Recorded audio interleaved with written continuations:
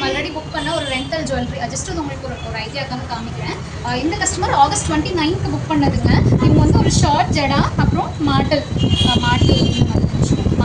And அதுக்கு ஒரு full set இவங்க புக் பண்ணியிருக்காங்க.